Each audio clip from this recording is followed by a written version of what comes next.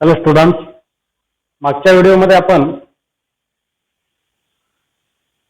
Theorem of geometric mean math paper 2 और part 2 Pythagoras थेरमला आपण मागच्या व्हिडिओमध्ये सुरुवात केलेली होती आणि त्याच्यामध्ये तुम्हाला मी पायथागोरियन ट्रिपलेट पायथागोरसचा 7th स्टँडर्डमध्ये जो थेरम आपण बघितला होता, hypotenuse square is equal to first side square plus second side square, then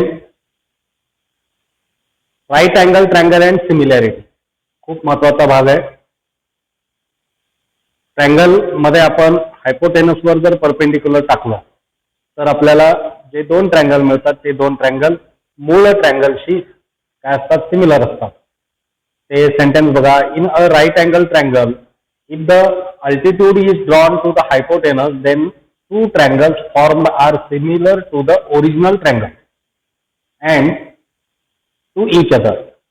म्हणजे आपण हायपोटेनसवर अल्टिट्यूड और परपेंडिक्युलर टाकला तर जे दोन ट्रायंगल तयार होतात ते दोन ट्रायंगल तर सिमिलर असतातच, बट ते दोन्ही ट्रायंगल ओरिजिनल ट्रायंगल जो आहे त्या ट्रायंगलशी सुद्धा कसे असतात, सिमिलर असतात आणि त्यांचं 1-to-1 करस्पॉन्डन्स. आणि आपण नाव घेताना त्या ट्रायंगलचं कोणत्या पद्धतीनं घ्यायचंय, मी डॉट, स्टार आणि 90 डिग्री या पद्धतीनं सिम्बॉल यूज केलेलं होतं.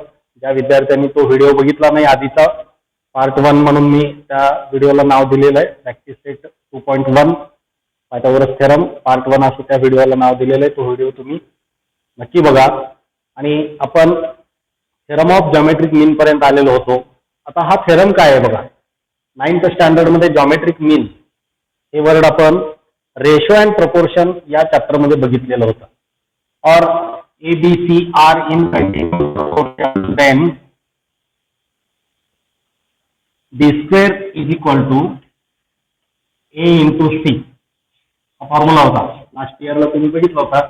B इज द geometric mean of A and C असं सेंटेन्स होतं. आता इथं काय बघा, आपल्याला कोणाला जॉमेट्रिक मीन दाखवायचं आहे.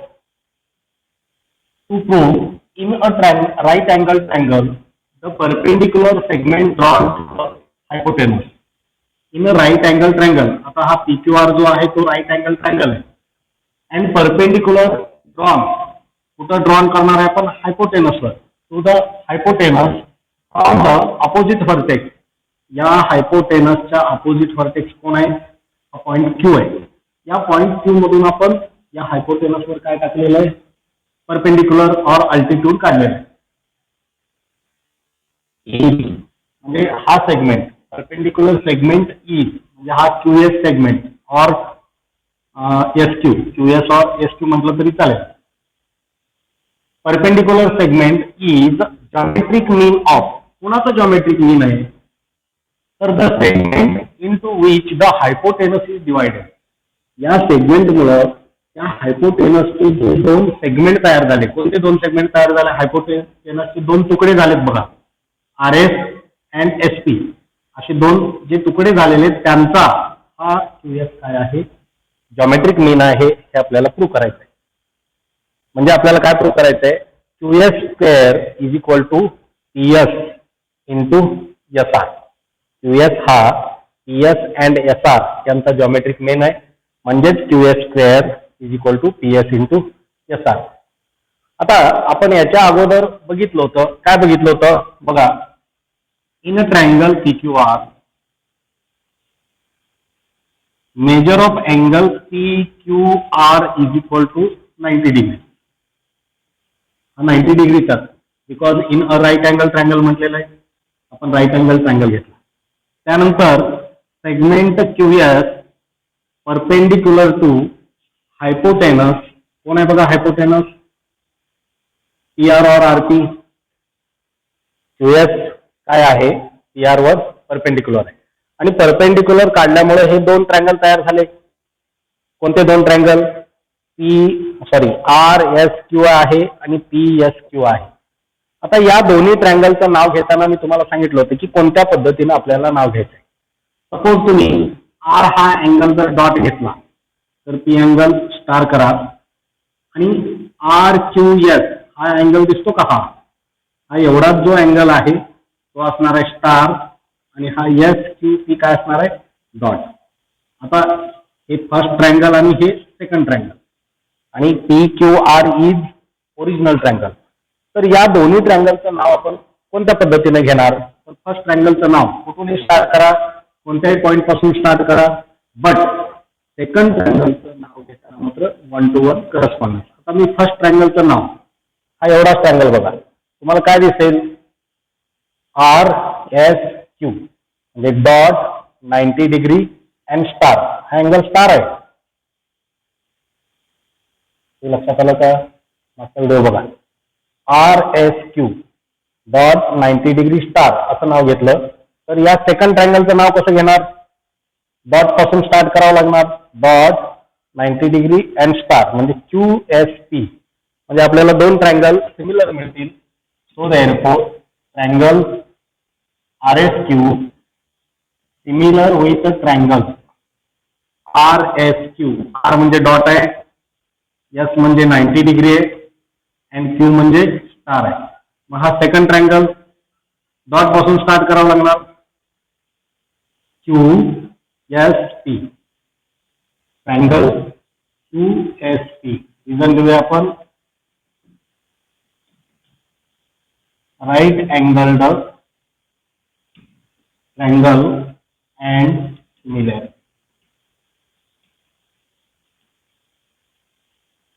आणि आपण फर्स्ट चॅप्टर मध्ये बघितलंय की if two triangles are similar then their corresponding sides are in proportion. So therefore मग याचे करस्पॉन्डिंग साइड्स लिहूया RS अपॉन QS. RS की corresponding side QS is equal to SQ च्या ऐवजी आपण काय लिहूया QS आणि SP च्या जागी काय लिहूया PS. QS upon PS is equal to RQ और QR upon QP और PQ. इतर रिझन लिहूया corresponding sides of similar triangle. Corresponding sides of similar triangle. आता आपल्याला काय प्रूव्ह करायचंय? QS स्क्वेअर म्हणजे QS किती वेळा लागणार आहे? 2 वेळा. आपण फक्त हे दोन रेशो कन्सिडर केले, हे दोनच, या रेशोला आपण सोडून देऊया because these both ratio are similar और सेम, इक्वल आहेत दोन्ही ratio. So therefore RS into PS is equal to QS into QS. QS into QS. QS इकडे गेल्यानंतर मल्टिप्लाय होतील.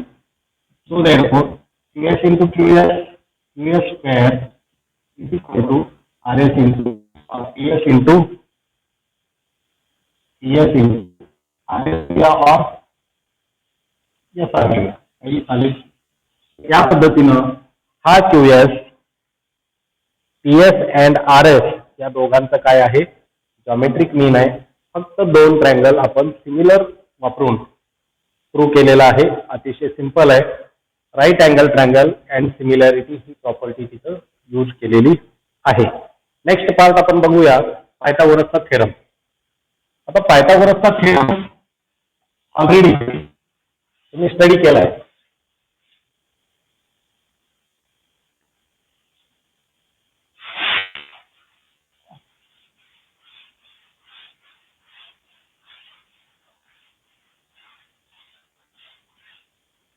पायथागोरसच्या थेरमचं स्टेटमेंट काय बघा.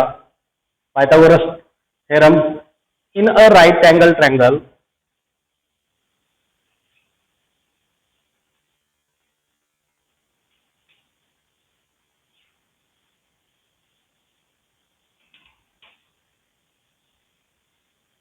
हा थेरम इम्पॉर्टंट आहे, आपल्याला परीक्षेमध्ये विचारू शकतात, त्यामुळं या थेरमची तयारी व्यवस्थित करा.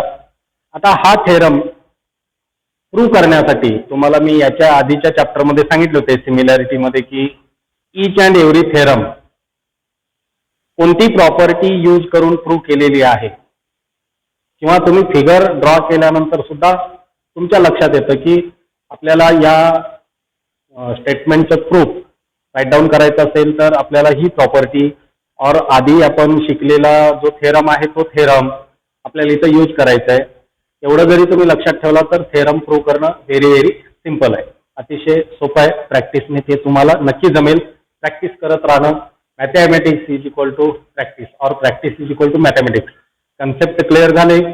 प्रॅक्टिस करत राहा. तुम्हाला easily each and every problem solve करता येतील. खूप सोपं आहे, अवघड काही नाही आहे. आता पायथागोरसच्या थेरमचं स्टेटमेंट काय आहे बघा. To prove.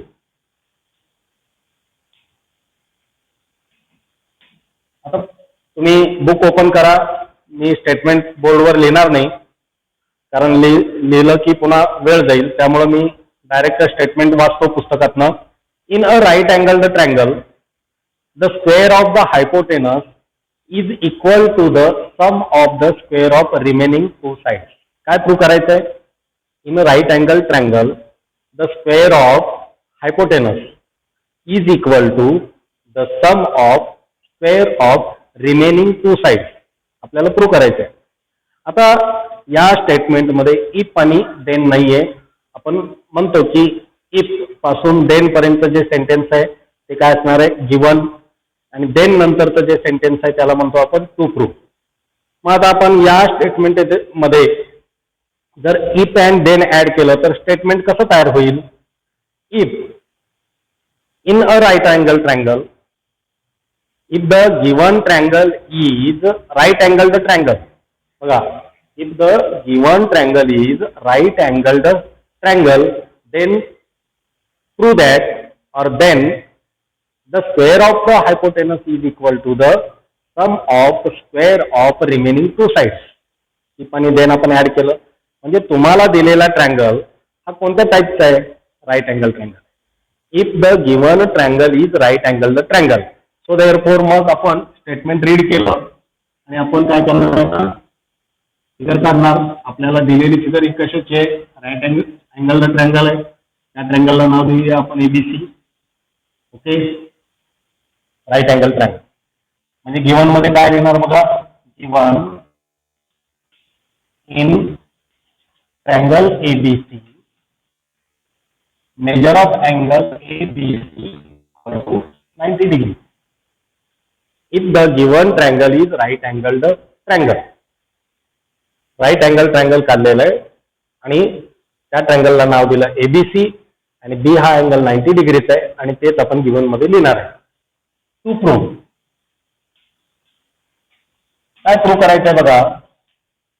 स्टेटमेंट मध्ये इफ आणि देन नाही आहे, मी इफ अँड देन तिथं ऍड केलेलं आहे. If the given triangle is right angle triangle, right angle triangle काढलं. Then square of hypotenuse, then prove that. काय प्रूव्ह करायचंय, स्क्वेअर ऑफ हायपोटेनस. आता हायपोटेनस कोण आहे इथं, AC. AC square is equal to square of sum of square of remaining side. Sum म्हणजे आपण काय करतो, ऍडिशन. सम ऑफ स्क्वेअर, मग रिमेनिंग टू साइड कोण आहेत, एबी अँड बीसी, या दोघांचं स्क्वेअर. हे आपल्याला प्रूव्ह करायचंय. आता प्रूव्ह करण्या अगोदर पुन्हा सांगतो मी, Pythagoras theorem is related with right angle triangle and similarity. Right angle triangle and similarity.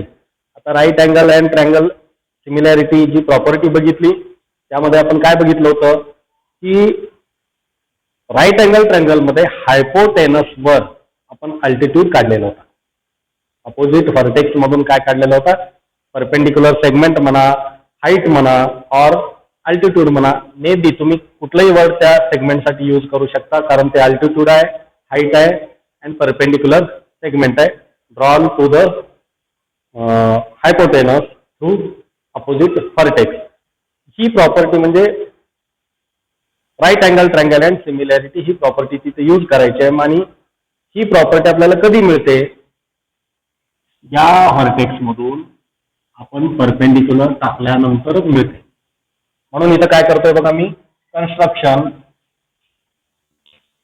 काय लिहिणार, ड्रॉ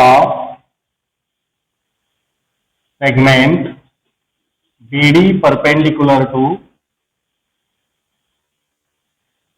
हायपोटेनस. हायपोटेनस AC आणि ब्रॅकेटमध्ये A dash D dash C means D हा पॉइंट कुठं आहे, ए सी या सेगमेंटवर आहे, और A D C are collinear point. Between आपण जे बघितलं होतं 9th स्टँडर्ड मध्ये ते इथे यूज करायचंय. A dash D dash C म्हणजे तिन्ही पॉइंट लिनियर आहेत, एवढं लक्षात ठेवा. आता proof.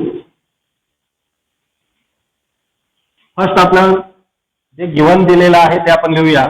From figure in a triangle ABC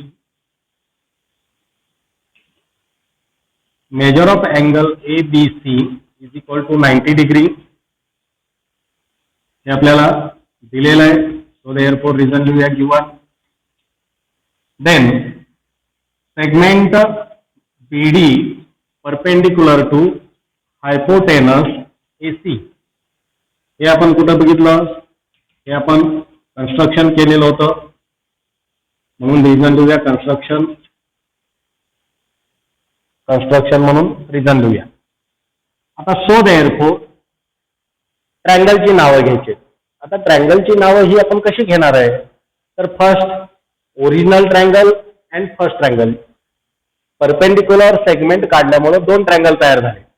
हा फर्स्ट, हा सेकंड, आणि एबीसी इज ओरिजिनल ट्रायंगल. मग आपण एबीसी या ट्रायंगलचं नाव घेऊया, triangle ABC. So therefore triangle ABC similar with triangle, एक नंबर नाव कसं घेणार, ABC म्हणजे तुम्ही ए 90 डिग्री अँड सी घेतला. आणि फर्स्ट ट्रायंगलचं नाव कसं घेणार तुम्ही, आता डॉट स्टार, इथं स्टार करणार, इथं डॉट करणार. नीट लक्षात ठेवा. Dot 90 degree and star. मग हा first triangle dot 90 degree star ADB. Triangle ADB both are similar. Reason लिहूया. Reason right angle triangle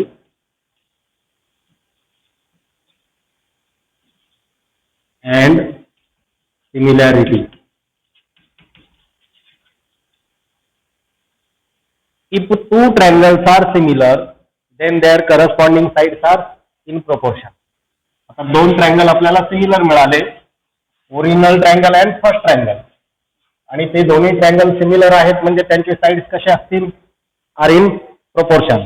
so therefore इथंच लिहूया AB अपॉन AB ची corresponding side AD is equal to BC upon BB और BD is equal to AC upon AB. आता या तीन ratio मध्ये कोणते रेशो घ्यायचं, तर आपल्याला माहित आहे की आपल्याला प्रूव्ह करायचंय तिथं एबीचा स्क्वेअर आहे, म्हणजे एबी किती वेळा पाहिजे, 2 वेळा. मग हे आपण मिडल रेशो सोडून देऊया, म्हणजे आपण काय लिहिणार आहे बघा. So therefore AB upon AD is equal to AC upon AB. हे मिडल रेशो काय केलं आपण, कन्सिडर केलं नाही. हे दोन्ही रेशो इक्वल आहेत, ते दोन्ही रेशो तिथं घेतलेले आहेत. So therefore AB into AB AC into AD we get AB square, AB into AB square, AC into AD. This is our first sentence. आता फर्स्ट पेअर कोणत्या दोन ट्रायंगलचं घेतलं होतं आपण, triangle ABC and triangle, sorry here triangle ABC and triangle ADB, हा first triangle. आता आपण second triangle घेणार आहे similarly.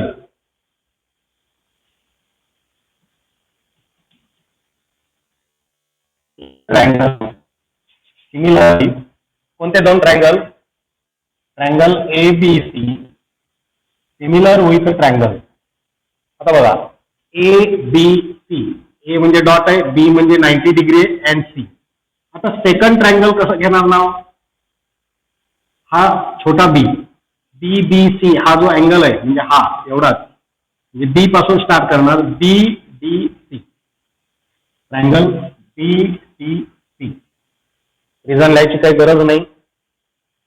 Right angle triangle and similarity असं लिहायची काही आवश्यकता नाही, कारण आपण इथं सिमिलरली म्हटलेलं आहे. So therefore two triangles are similar, corresponding sides are in proportion. AD upon AB upon BD, BC upon DC is equal to AC upon BC. आता आपल्याला टू प्रूफ मध्ये काय मिळायला पाहिजे, BC स्क्वेअर आहे. मग BC स्क्वेअर पाहिजे असेल तर हेच दोन रेशो आपल्याला यूज करावं लागतील, हे सोडून द्यावं लागेल. BC into BC, BC into BC is equal to AC into DC. So therefore BC square is equal to AC into DC. This is sentence number 2. आता AB square and BC square असे दोन value मिळाले आपल्याला, AB square and BC square. या दोन्ही टर्मचं addition आहे. म्हणजे आपल्याला AB square and BC square या दोघांचं काय करावं लागेल, ऍडिशन करावं लागेल. So therefore add 1 and 2. आता first sentence and second sentence, left side काय बघा, फर्स्ट सेंटेन्सचं लेफ्ट साइड आहे AB स्क्वेअर, सेकंड सेंटेन्सचं BC square is equal to AC into AD plus AC into DC. आता दोन्ही AC इंटू AD आणि AC into DC या दोघांमध्ये AC कॉमन आहे, तो common AC in bracket AD plus DC. आता AD प्लस DC केल्यानंतर काय मिळेल, AC मिळेल. So therefore AC into AD plus DC म्हणजे ते AC आहे. We get AC square is equal to AB square plus BC square. या पद्धतीनं पायथागोरसचा थेरम प्रूव्ह करायचा आहे. पुन्हा एकदा लक्षात ठेवा, Pythagoras theorem is related with right angle triangle and similarity property. म्हणजे पायथागोरस थेरम प्रूव्ह करण्यासाठी आपल्याला right angle triangle and similarity ही प्रॉपर्टी यूज करायची. स्टेटमेंट काय असतं परीक्षेमध्ये लक्षात ठेवा, in a right angle triangle the square of hypotenuse is equal to the sum of square of remaining two sides.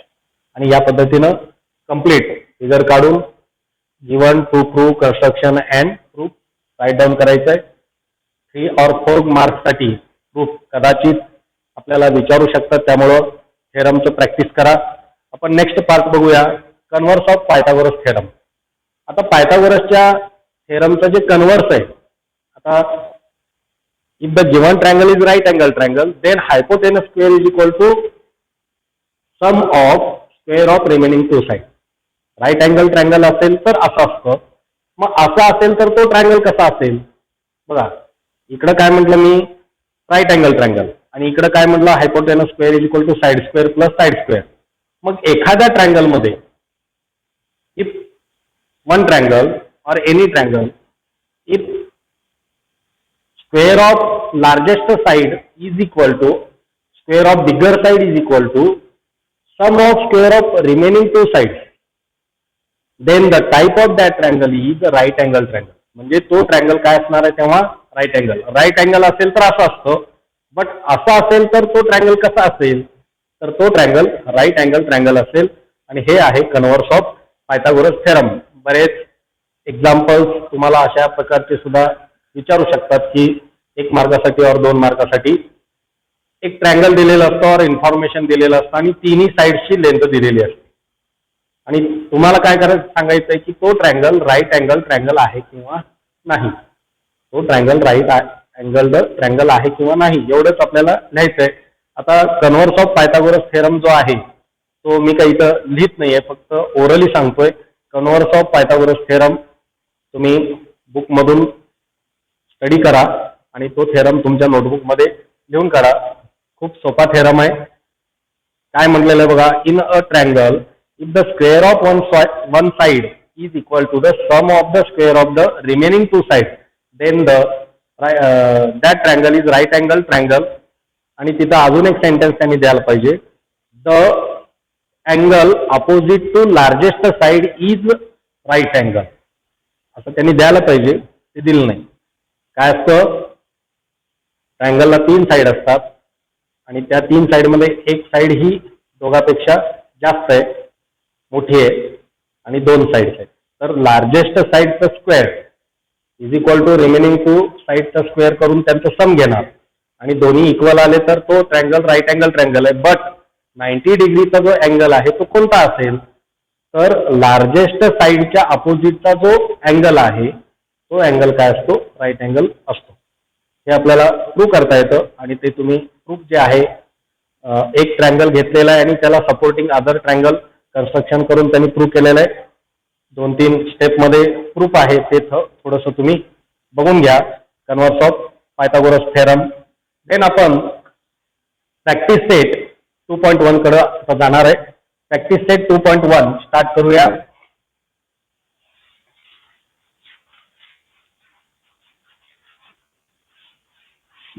Video तयार करत असताना फॅन चालू ठेवलेला आहे. आवाजामध्ये काय डिस्टर्बन्स येत असेल किंवा ऐकू येत नसेल तर तुम्ही व्हॉट्सअप करा नेक्स्ट टाइम.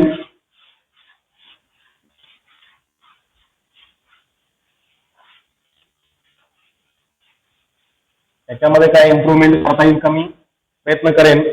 सध्या व्हिडिओ तयार करण्यासाठी जे इक्विपमेंट लागतात, इन्स्ट्रुमेंट लागतात, ते अवेलेबल होत नाही आहेत. त्यामुळं व्हिडिओ तयार करताना बऱ्याच अडचणी येतात. पण विद्यार्थी मित्रांनो, तुमच्यासाठी आणि माझ्यासाठी, माझ्या समाधानासाठी हा व्हिडिओ मी तयार करण्याचा प्रयत्न करतोय. प्रॅक्टिस सेट 2.1 बघूया. काय बघा, क्वेश्चन नंबर 1.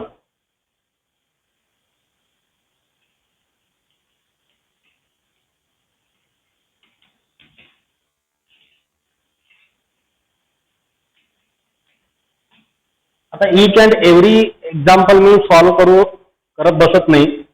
त्यातले काही टिपिकल एक्झाम्पल मी सॉल्व्ह करतोय. बाकीचे एक्झाम्पल तुम्ही इझिली लिहू शकता. क्वेश्चन नंबर 1 काय बघा, question identify with reason which of the following are Pythagorean triplet. मागचा व्हिडिओ आठवतो का बघा. पायथागोरियन ट्रिपलेटमध्ये मी तुम्हाला सांगितलं होतं की लार्जेस्ट नंबरचा स्क्वेअर घ्यायचा आहे, smaller first number, smaller second number. आपण सोडूया काही एक्झाम्पल. क्वेश्चन नंबर 1 मधील फर्स्ट एक्झाम्पल. आता फर्स्ट एक्झाम्पल मध्ये जे ट्रिपलेट दिलेलं आहे, फर्स्ट एक्झाम्पल नको, मी सेकंड घेतो. सेकंड एक्झाम्पल मध्ये जे ट्रिपलेट दिलेलं आहे, काय दिलेलं आहे ट्रिपलेट बघा. ट्रिपलेट आहे 4, 9 अँड 12. 4, 9 अँड 12 याच्यामध्ये लार्जेस्ट नंबर कोण आहे बघा, 12 आहे.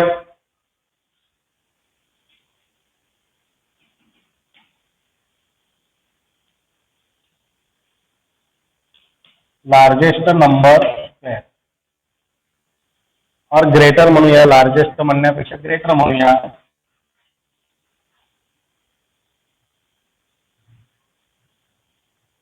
Greater number square. तिघांमध्ये ग्रेटर नंबर कोण आहे, 12 आहे. 12 चा स्क्वेअर, सो देयरफॉर 12 चा स्क्वेअर मिळेल 144. This is sentence number 1. Greater number square is equal to 144. And आता बघा, smaller first number bracket square plus smaller second number bracket square. असं लिहिण्याची काय आवश्यकता नाही बरं का. तुम्ही डायरेक्टली ग्रेटर नंबर न लिहिता 12 स्क्वेअर इज इक्वल टू 144 लिहून जरी सॉल्व्ह केला तरी चालेल. तुम्हाला जास्त दिवस लक्षात राहावं म्हणून मी या पद्धतीने लिहितोय. आता स्मॉलर 2 नंबर आहेत, 4 and 9. 12 is greater number, 4 and 9 are smaller number. But 4 ला काय म्हणतो मी, स्मॉलर फर्स्ट नंबर. अँड 9 ला काय म्हणतो, स्मॉलर सेकंड नंबर. मग या दोन्ही व्हॅल्यू ठेवूया. 4 स्क्वेअर प्लस 9 स्क्वेअर. 4 चा स्क्वेअर किती बघा, 16. 9 चा स्क्वेअर 81. दोघांचं सम काय मिळालं बघा, 6 plus 1 7, 8 plus 1 97. This is sentence number 2. आता form 1 and 2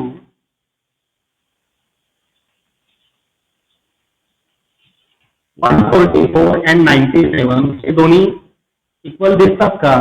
तर नाही. तर आपण काय लिहिणार? 144 इज नॉट इक्वल टू 97 म्हणजेच काय? 12 चा स्क्वेअर 4 चा स्क्वेअर प्लस 9 चा स्क्वेअर हे दोन्ही पण इक्वल नाहीत. They are not equal. 12 square and 4 square plus 9 square are not equal. So therefore हे दोन्ही इक्वल नाहीत. हे दोन्ही इक्वल नाहीत. सो देअरफोर 4 9 12 इज नॉट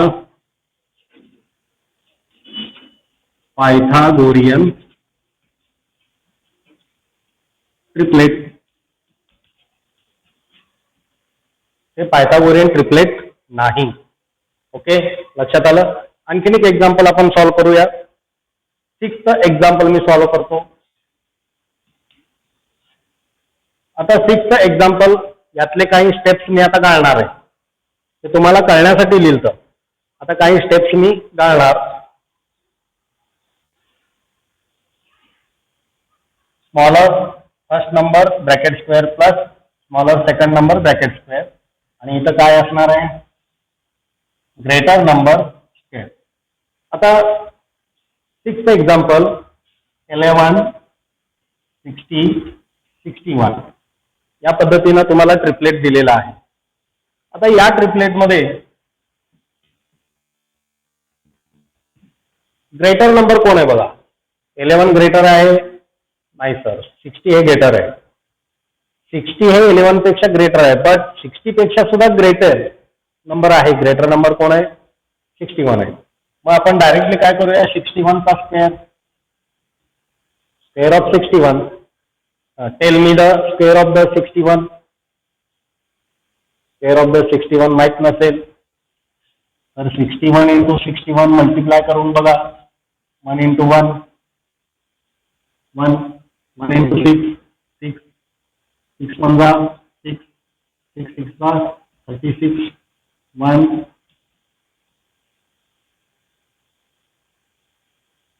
किती मिळालं बघा? 1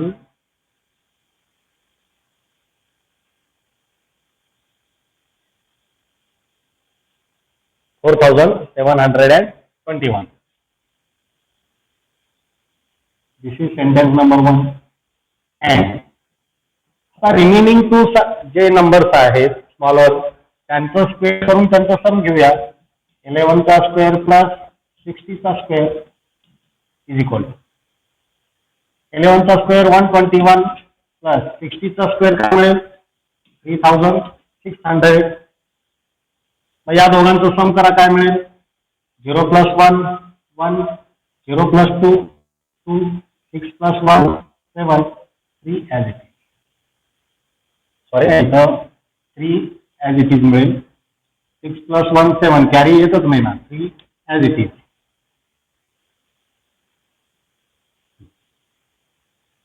so therefore 11 square plus 60 square value काय मिळाली? 3721. आता बोथ व्हॅल्यूज आपण ऑब्झर्व करूया फ्रॉम 1 and 2.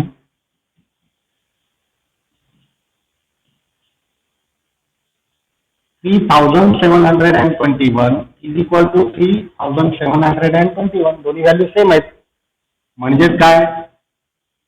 फर्स्ट व्हॅल्यू 61 चा स्क्वेअर आहे आणि second value 11 square plus 60 square या पद्धतीने. म्हणजे आपल्याला 3721 आणि 3721 दोन्ही व्हॅल्यू सेम मिळाले. म्हणजे हे ग्रेटर नंबरचं स्क्वेअर अदर 2 नंबरचं स्क्वेअर करून सम हे दोन्ही इक्वल मिळाले. So therefore 11 60 61 is Pythagorean triplet. बरं, इथं एक्झाम्पल जे सॉल्व केलेलं आहे तिथे काय मिळालं, is not Pythagorean triplet and here is Pythagorean triplet. आता यातले कोणते स्टेप मी वापरले नाहीत, greater number, smaller first number, smaller second number, हे लिहायची काय आवश्यकता नाही. डायरेक्टली तुम्ही या पद्धतीनं each and every example solve करायचंय. आपण क्वेश्चन नंबर 2 कडे जाऊया. क्वेश्चन नंबर 1 तुम्ही अदर एक्झाम्पल सॉल्व करणार. ओके करा. पुन्हा त्या प्रॉब्लेम मध्ये काय तुम्हाला प्रॉब्लेम असेल, एक्झाम्पल सॉल्व करताना तुम्हाला काय अडचणी असतील तर तुम्ही मला व्हॉट्सअप करा. Question number 2. क्वेश्चन नंबर 2 मध्ये काय बघा, in figure angle MNP is 90 degree. Segment NQ perpendicular to segment MP. MQ is equal to 9. QP is equal to 4 and find NQ. आता ती फिगर जरी तुम्ही बघितलात, फक्त नुसतं तुम्ही क्वेश्चन रीड न करता या फिगरला जरी तुम्ही बघितलात नुसतं, तर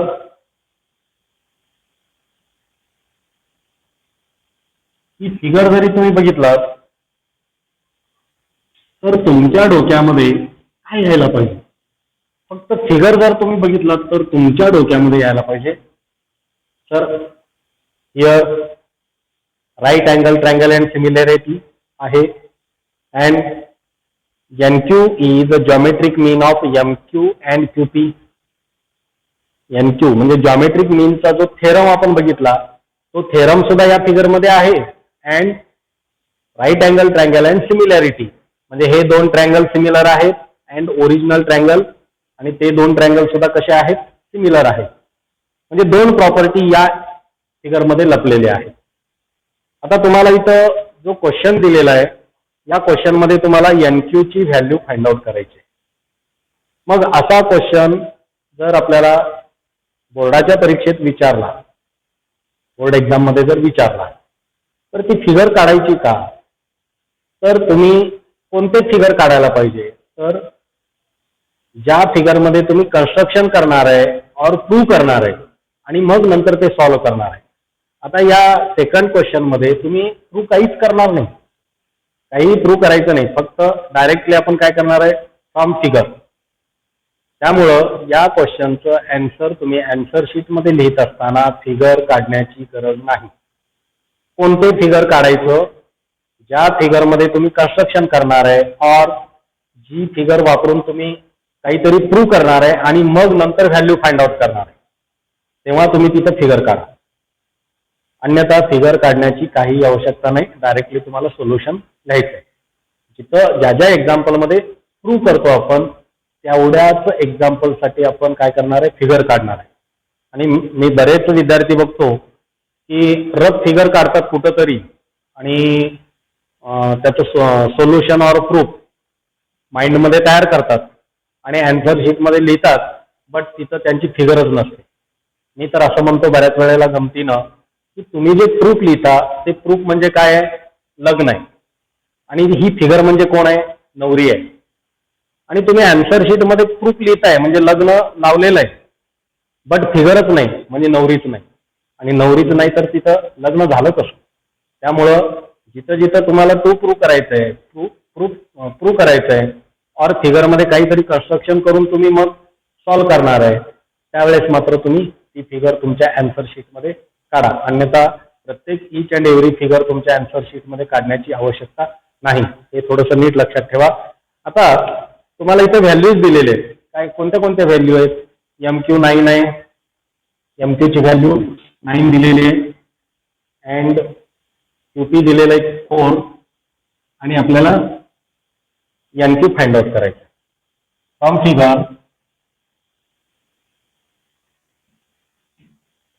फिगर इन ट्रायंगल MNP, पहिल्यांदा गिवन लिहूया आपण. In triangle MNP measure of angle M is equal to 90 degree. M हा अँगल 90 डिग्रीचा आहे. तर segment NQ perpendicular to MP, hypotenuse MP वर तो परपेंडिक्युलर दिलेला आहे आणि या दोन्ही गोष्टी आपल्याला क्वेश्चन मध्ये दिलेले आहेत म्हणून इथं रिझन काय लिहिणार आहे बघा, गिवन. तुम्ही ब्रॅकेट कंप्लीट करा बरं का, इथं गिवन म्हणून लिहा. Therefore, directly MQ square is equal to MQ into QP or PQ. MQ square is equal to MQ into PQ or QP. आणि हे आपण कुठं बघितलं तर इथं लिहायचं reason theorem of geometric mean. Theorem of geometric mean असं write down करायचं. आपण MQ square is equal to 9 into 4. MQ square is equal to 9 into 4 काय मिळेल, और डायरेक्टली तुम्ही स्क्वेअर रूट घेऊ शकता. 9 4 जा 36, taking square root on both side.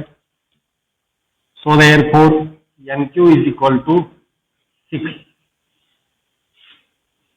MQ is equal to 6.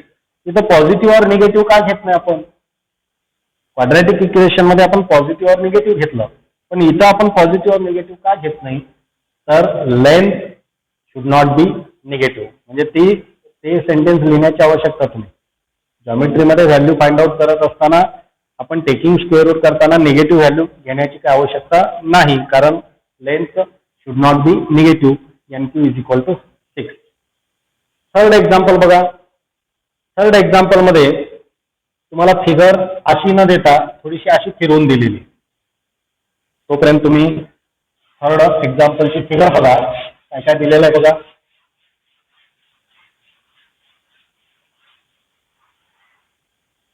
Third example मध्ये ट्रँगल PQR आहे. ओरिजिनल जो मोठा ट्रँगल आहे ना तो PQR आहे. Then PM perpendicular to segment QR. Figure मध्ये M जवळ 90 डिग्रीचा अँगल दाखवलेला नाही. PM is equal to 10, QM is equal to 8. Find QR. आपल्याला हायपोटेनस जो पूर्ण दिलेला आहे तो पूर्ण फाइंड आउट करायचा. टोटल QR तो कितीचा आहे. तर डायरेक्टली क्वेश्चन नंबर 2 सारखंच आपण इथं सॉल्व्ह करणार आहे. Question number 3, from figure in a triangle PQR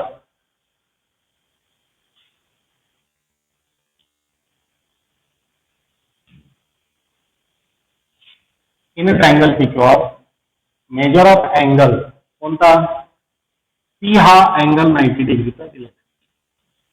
आणखीन काय दिलेलं आहे तुम्हाला, segment PM perpendicular to segment QR और साइड QR और हायपोटेनस QR. आणि हे तुम्हाला क्वेश्चन मध्ये दिलेलं आहे और फिगर मध्ये दिसतं म्हणून रिझन देऊया गिवन. मग डायरेक्टली या एक्झाम्पल मध्ये सुद्धा तुम्हाला काय वापरायचं आहे, तर या एक्झाम्पल मध्ये सुद्धा तुम्हाला जॉमेट्रिक मीनचा थेरम वापरायचा आहे. म्हणजे PM square is equal to QM into MR. Bracket मध्ये रिझन लिहा. काय लिहिणार इथं, या ठिकाणी काय लिहायचंय, theorem of geometric mean. Theorem of geometric mean. Value put up करूया. PM ची व्हॅल्यू दिली 10 square is equal to QM ची व्हॅल्यू दिलेली आहे 8 इंटू MR. 10 चा स्क्वेअर आहे 100 into MR. So therefore 100 upon 8. 8 and MR मध्ये मल्टिप्लिकेशन आहे. 8 लेफ्ट साइडला इक्वलचे आपण घेतल्यानंतर डिनॉमिनेटर मध्ये जातील, इज इक्वल टू MR. आता इथं आपण 8 ने डिवाइड करूया, तुम्ही 4 ने डिवाइड करा, कशाने करा. 8 ने डायरेक्ट डिवाइड होतील बघा नीट होतात का. ठीक आहे, आपण पहिल्यांदा 8 ने डिवाइड करूया. 100 डिवाइडेड बाय 8. 8 1 जा 8, रिमाइंडर 2, टेक 0, 8 2 जा 16, रिमाइंडर 4, टेक 0, पॉइंट. बऱ्याच विद्यार्थ्यांना डेसिमल फ्रॅक्शन मधलं जे आपण रिड्यूस फॉर्म सिम्प्लिफाय केल्यानंतर लिहितो ते लक्षात येत नाही. 8 ऑन द 8 लेनची व्हॅल्यू कधी आपण न्युमरेटर डिनॉमिनेटर फॉर्म मध्ये लिहायचं नाही, ते फ्रॅक्शन डेसिमल फॉर्म मध्ये लिहायचंय. 8 1 जा 8, 8 1 जा 8, इथं 2 राहिले, 20 झाले. 8 4 जा 16, सॉरी 8 2 जा 16, पुन्हा किती राहिले? 4 राहिले. 4 ला डिवाइड करता येत नाही म्हणून डेसिमल पॉइंट. 8 5 जा 40. So therefore MR is equal to how much? 12.5. तर या पद्धतीनं आपल्याला सॉल्व्ह करायचंय. तर या व्हिडिओमध्ये आपण theorem of geometric mean, Pythagoras theorem and practice set मधील क्वेश्चन नंबर 1, 2 and 3 कोणत्या पद्धतीनं सॉल्व्ह करायचं हा भाग बघितलेला आहे. नेक्स्ट क्वेश्चन हे आपण नेक्स्ट व्हिडिओमध्ये बघूया. तर या ठिकाणी मी थांबतो. थँक्यू.